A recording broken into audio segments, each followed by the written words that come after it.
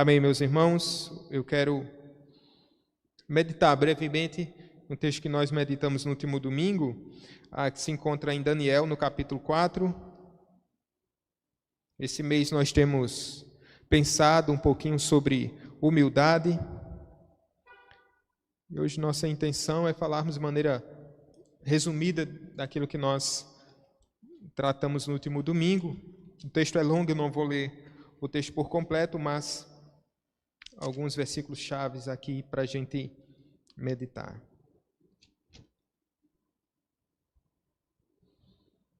Vamos ler o versículo 24 em diante. 4, do 24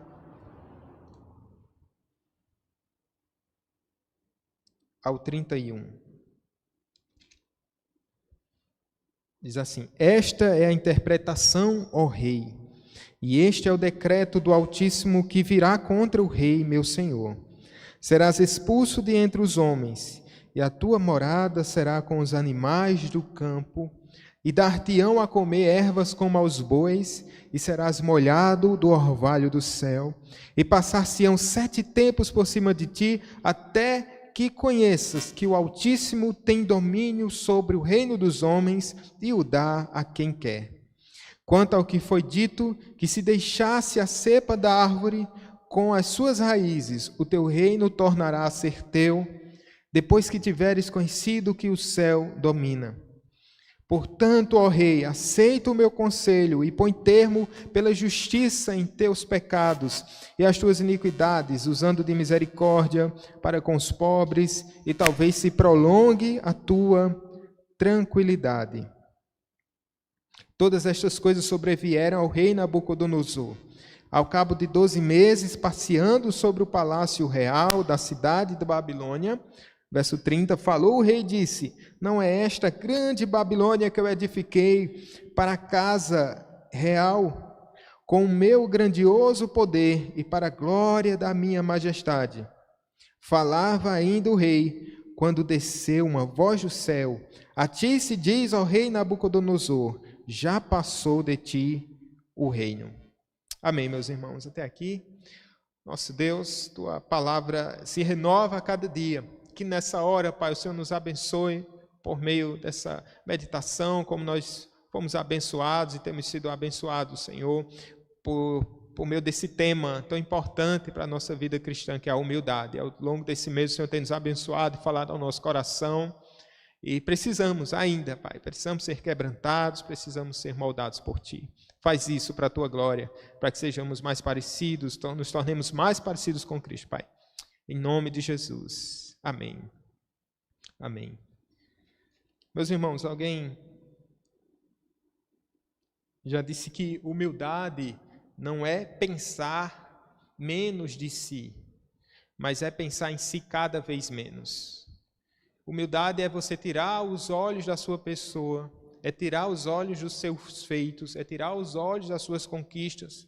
Humildade é tirar os olhos das suas derrotas, dos seus fracassos e olhar para fora de si.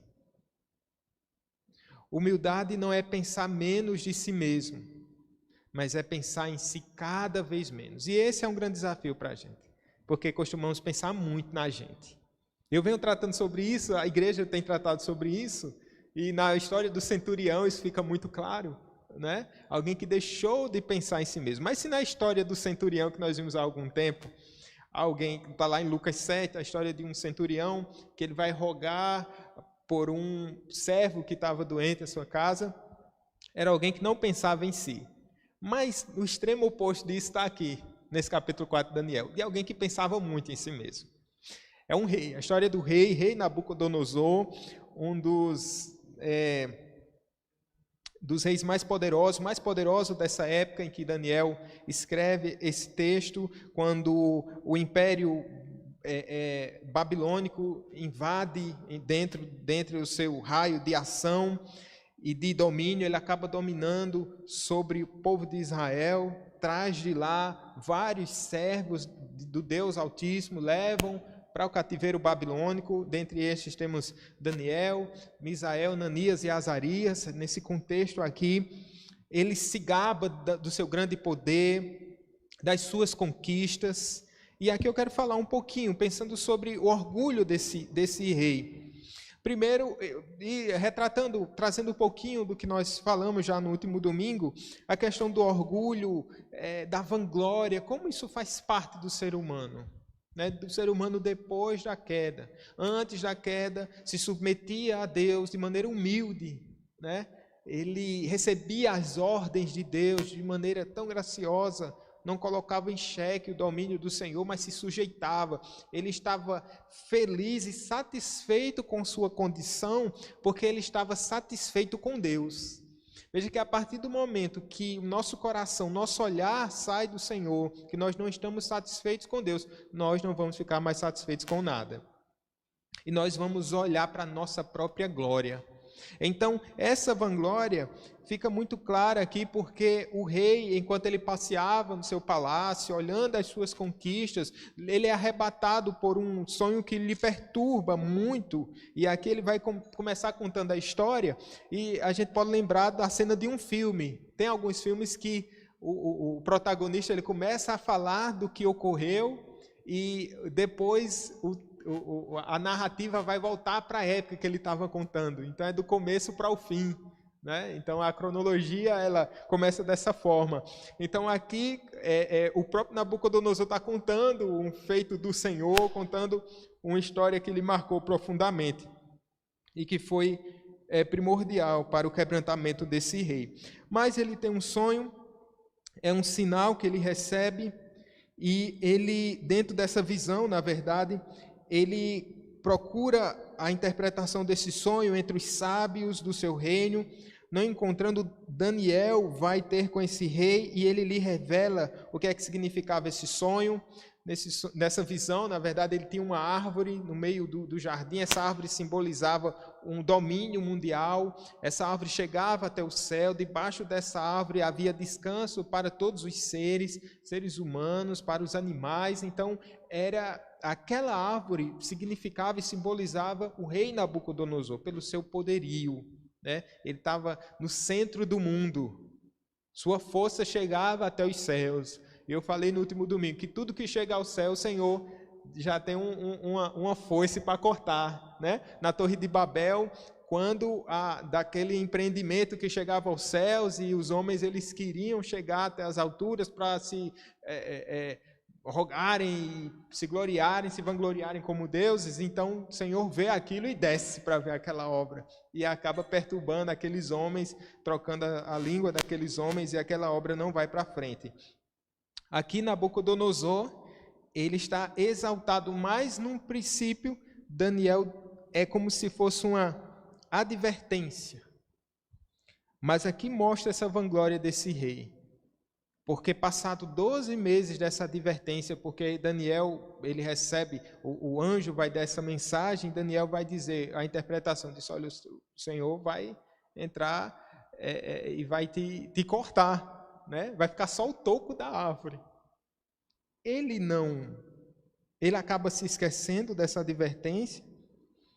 E aqui no verso 9 diz que ao cabo de 12 meses ele passeava sobre o palácio real da cidade de Babilônia e ele diz, não é esta a grande Babilônia que eu edifiquei para a casa real com meu grandioso poder e para a glória da minha majestade? Então perceba como muitas vezes o nosso discurso ele é muito próximo ou parecido com o do rei.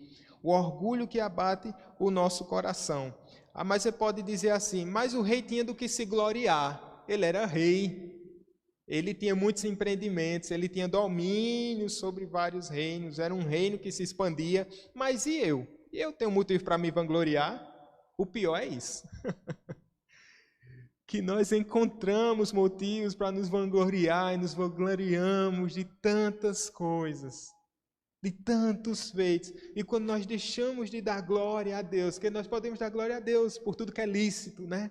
Tudo que é de boa fama, tudo que é de boa fé, tão bom, né? A gente está vendo esse episódio desse submarino que está submerso nas águas. E foi uma incursão lá para ver o Titanic, E é um bilionário que está dentro daquele submarino. Tem até outro nome, né? E muitas pessoas estão rememorando o que ocorreu com o Titanic há tantos anos atrás, no início do século XX.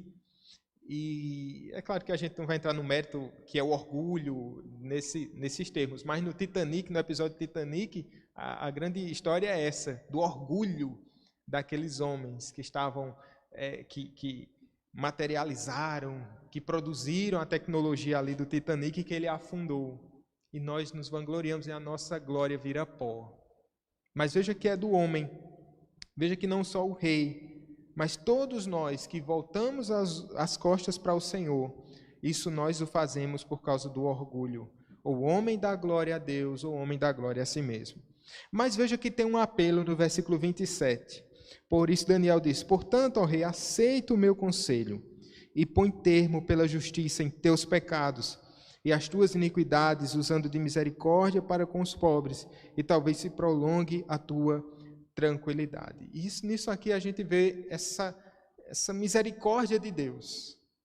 Quando Ele apela ao coração do homem, quando Ele dá a oportunidade ao homem para que se arrependa, para que deixe de olhar, e no domingo eu falei isso de maneira um pouco mais clara, que Daniel, são 3 olhares, né? Primeiro, Nabucodonosor olha para si mesmo, olha para os seus feitos, olha para o jardim e diz: olha tudo isso que eu conquistei. E Daniel vem com a palavra de repreensão, diz assim: é melhor que você olhe para você, olhando para os seus pecados.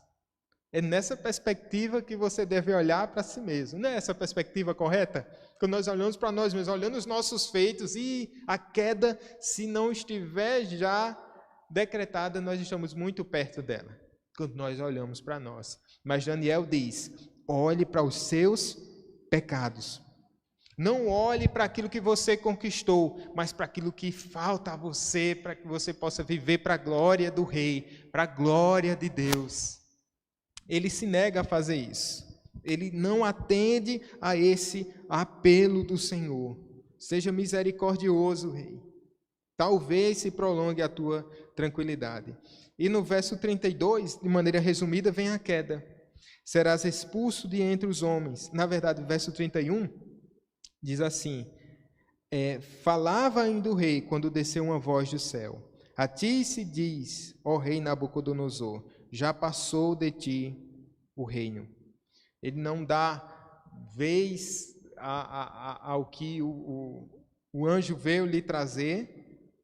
Passa-se um ano, ele é tomado por orgulho de novo, e de repente o texto nos diz: o reino já passou de ti. E aí Nabucodonosor vai passar um tempo aqui, 7 tempos, um tempo perfeito, né? Vivendo entre os animais, como irracional, até ser restituído ao seu reino, mas ele precisou ser quebrantado para poder dar glórias a Deus. E essa é a queda. Mas essa é uma queda que a gente pode pensar em 2 perspectivas. Uma queda que nos faz bem, uma queda para nos erguer, que é nessa queda que nós nos prostramos diante do Senhor. Todo homem precisa ter os seus joelhos quebrados na presença de Deus, porque isso será uma verdade para todos os homens. Se eles não forem quebrantados aqui nessa terra, um dia a Bíblia diz o quê? Que todo joelho se dobrará na presença do Senhor. Todo joelho se dobrará. Aos orgulhosos dessa terra, os reis desse mundo, os humildes, ou como os pobres, aquelas pessoas que nunca sentaram num trono, mas que tinham erigido um trono no coração, serão quebrantados. Então aqui há esse aspecto ainda de salvação. Esse rei, ele é quebrantado. E é desse quebrantamento que surge o louvor, a transformação. Tão logo, verso 36, me tornou a vir o entendimento, também para a dignidade do meu reino, tornou-me a vir a minha majestade e o meu resplendor. Conosco, o que é que acontece? Quando o Senhor Deus nos quebranta, nós conseguimos ver a glória do Rei. Nós exaltamos o Rei. Nós esmagamos as nossas coroas e nós exaltamos o Senhor. Nisso consiste a glória do homem. De reconhecer a glória de Deus, de dizer que nós não precisamos de reconhecimento. Não precisamos ser reis, nós precisamos dar glória àquele que é rei pelos séculos dos séculos, a ele que pertence o domínio. Tudo isso é feito, meus irmãos, para que a gente reconheça o que diz no versículo 26. Estava conversando com o pastor Flávio hoje à tarde, ele estava fez um devocional com esse texto, né? E diz assim: quanto ao que foi dito, que se deixasse a cepa da árvore com as suas raízes, o teu reino tornará a ser teu, depois que tiveres conhecido que o céu domina.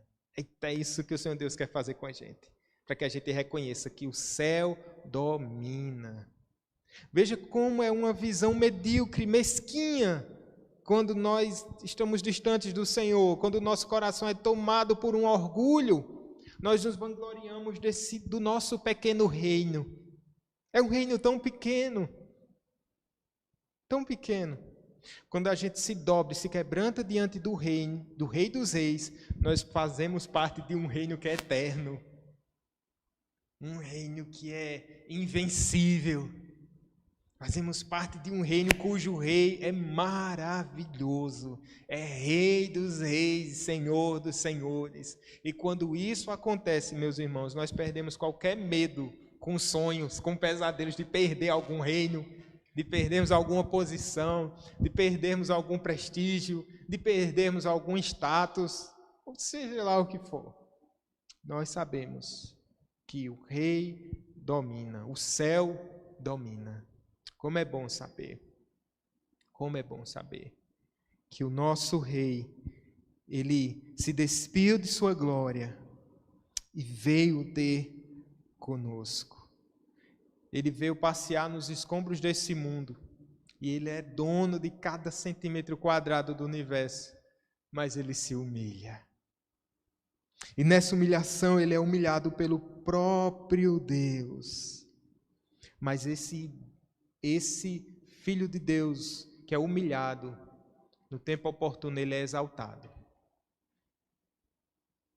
Ele é erguido. E ele reina pelos séculos dos séculos.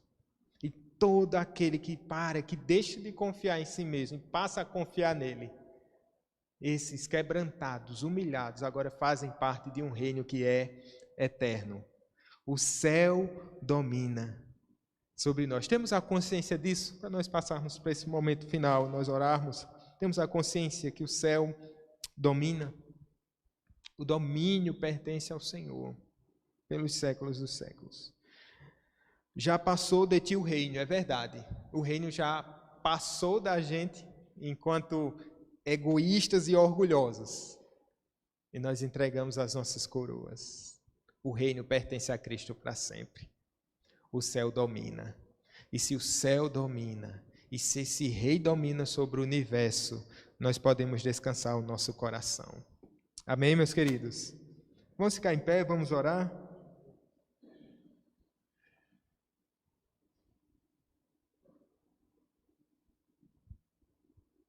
Vamos orar.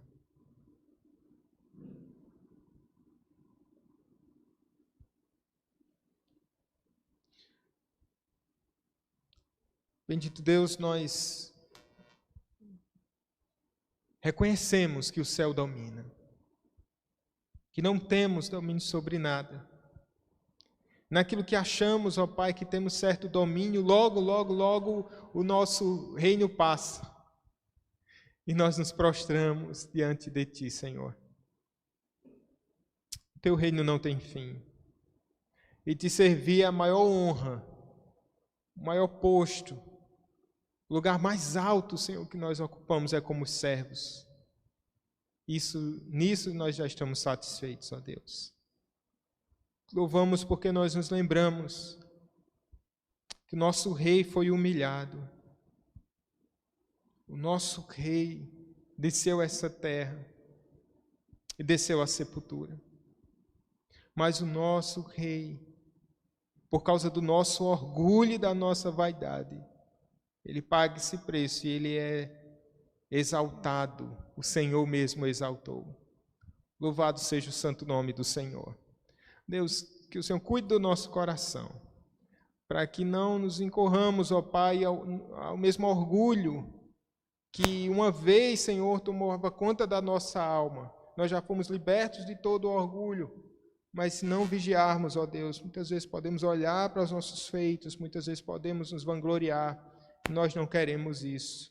Livra essa igreja, Pai, de ser orgulhosa, de olhar para os seus feitos, de olhar para qualquer coisa que o Senhor nos tenha agraciado, de olhar para os nossos trabalhos, de olhar para os nossos departamentos, enfim, Pai, de qualquer área da nossa igreja, que venhamos nos humilhar. Se temos feito alguma coisa, se temos avançado, o Senhor tem nos agraciado, é por causa da Tua bondade, Pai. Tudo seja para a Tua glória, tudo seja feito para o Teu louvor. Na nossa vida particular, Senhor Deus, temos o exemplo de tantas pessoas que caíram, tantos líderes, ó Pai, que começaram tão bem e se tornaram tão orgulhosos, ó Deus, começaram a ver seus feitos como se fossem obras suas, ó Pai, e acabaram tropeçando. Isso nos deixa um alerta tão sério, Pai. Não queremos olhar, Senhor, para os nossos feitos, queremos olhar para a Tua glória, para o Teu feito. Louvado seja o nome do Senhor, o Rei que domina sobre tudo e sobre todos. Nessa noite nós estamos aqui para reconhecer, Pai, que o céu domina, reconhecer que Cristo domina sobre o rei, Ele é o Rei dos reis, todos os reinos se prostrarão, todo joelho se dobrará, toda língua confessará que Jesus Cristo é o Senhor. Mas obrigado, Senhor, porque quando chegar esse dia glorioso, hoje nós já fazemos isso, e essa será a nossa glória para sempre, se prostrar e adorar ao Rei dos reis e Senhor dos senhores. Em nome de Jesus, que nós oramos agradecidos. Amém e amém.